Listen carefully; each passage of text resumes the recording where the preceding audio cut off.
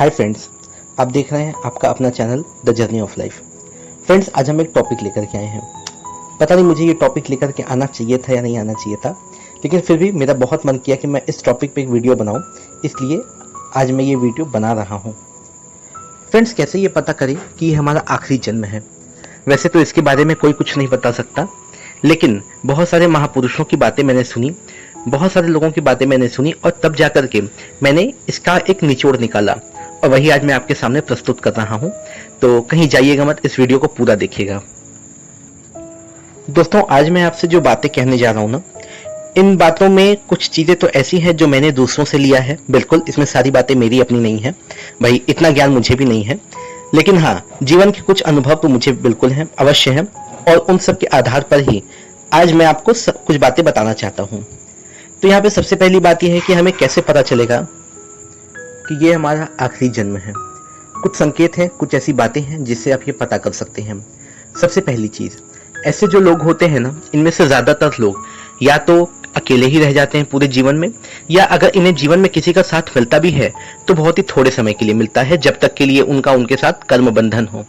यहाँ पे कर्म बंधन से जो मुक्ति है वही जीवन से मुक्ति का मार्ग है। मित्रों, जब हम किसी आत्मा के साथ कर्म बंधन में होते हैं ना, तो हमें बार बार इस धरती पर जन्म लेना होता है उस कर्म बंधन को समाप्त करने के लिए या उस कर्म बंधन से मुक्त होने के लिए।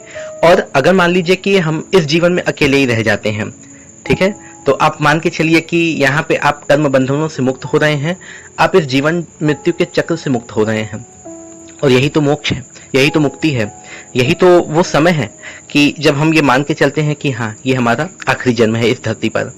दूसरी चीज, ऐसे जो लोग होते हैं ना, वो इमोशनली ज्यादा लोगों से अटैच नहीं होते हैं। मान लीजिए कि इमोशनल अटैचमेंट अगर इनका किसी के साथ होता भी है ना, तो बहुत जल्दी वो समाप्त हो जाता है, खत्म हो जाता है। सब कुछ अच्छा होते हुए भी, बातचीत और व्यवहार अच्छा होने के बाद भी अटैचमेंट बहुत जल्दी खत्म हो जाता है। किसी ना किसी बात को लेकर के जो लोग होते हैं वो इनसे दूरी बना लेते हैं, या ऐसे लोग ही खुद किसी से दूरी बना लेते हैं, क्योंकि उन्हें पता है ना कि ज्यादा अटैचमेंट रखेंगे तो पता नहीं, हो सकता है कि इस धरती पर दोबारा आना पड़े। तो इस तरह के कोई अटैचमेंट, कोई इमोशनल अटैचमेंट, कोई भावनात्मक जुड़ाव इनका ज्यादा लोगों के साथ होता नहीं है। एक चीज और, ऐसे लोग अपने जीवन के प्रति, अपने भविष्य के प्रति बिल्कुल निश्चिंत होते हैं। आपने बहुत लोगों को सुना होगा या देखा भी होगा कि बहुत परेशान रहते हैं, वो हमेशा वो किसी ना किसी बात को लेकर के टेंशन में रहते हैं। आगे क्या होगा, क्या होने वाला है, अगर ऐसा नहीं हुआ तो क्या होगा, अगर वैसा नहीं हुआ तो क्या होगा, अगर ऐसा हो गया तो क्या हो जाएगा।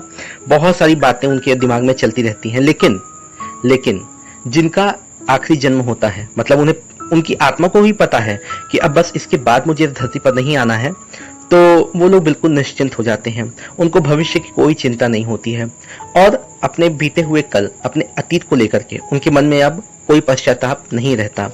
हमने बहुत लोगों को ये भी कहते हुए सुना ना कि अगर मैंने ऐसा नहीं किया होता तो आज मेरा जीवन कुछ और ही होता, ये होता, वो होता। लेकिन जिनका ये आखिरी जन्म है ना, उन्हें पता है कि ये सब बातें बस मिथ्या हैं, इसलिए वो लोग इन सभी बातों को लेकर के अपने मन में किसी प्रकार की ग्लानि या पश्चाताप नहीं रखते। ऐसे लोग स्पिरिचुअल होते हैं, आध्यात्मिक होते हैं।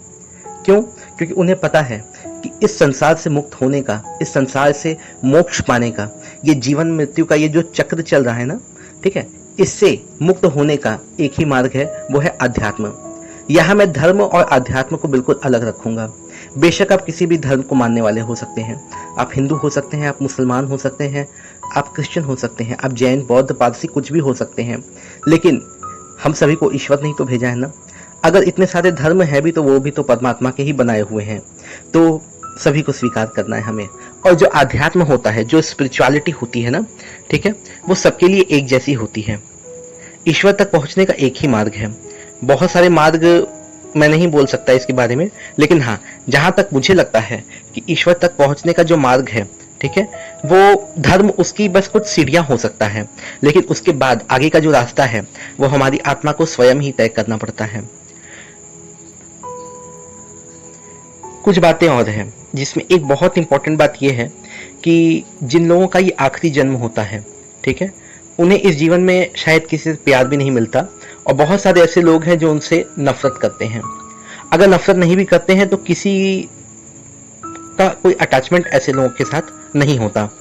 ठीक है, मतलब कोई भी ऐसा व्यक्ति नहीं होगा जो इनके साथ, ऐसे लोगों के साथ किसी प्रकार का कोई संबंध बनाना चाहे या कोई संबंध रखना चाहे।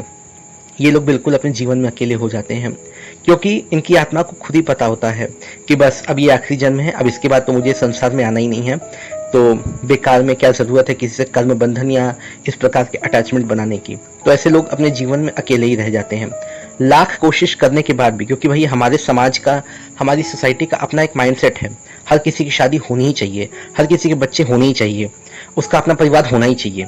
लेकिन अब क्या करेंगे, अगर उनको ईश्वर ने ही इसलिए संसार में भेजा है कि जाओ ये तुम्हारा आखिरी जन्म है, तुम्हारे जितने भी कार्मिक बॉन्ड्स हैं, जितने भी कार्मिक अकाउंट्स या कर्म बंधन जितने लोगों के साथ है, उससे समाप्त करके फिर तुम मेरे पास आओ, और उसके बाद तुम्हें इस संसार में वापस नहीं आना होगा।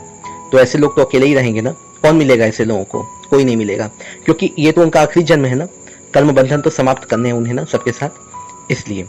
तो मित्रों, उम्मीद है आपको वीडियो पसंद आई होगी। वीडियो थोड़ी सी लंबी होती जा रही है, लेकिन उसके लिए मैं क्षमा चाहूँगा।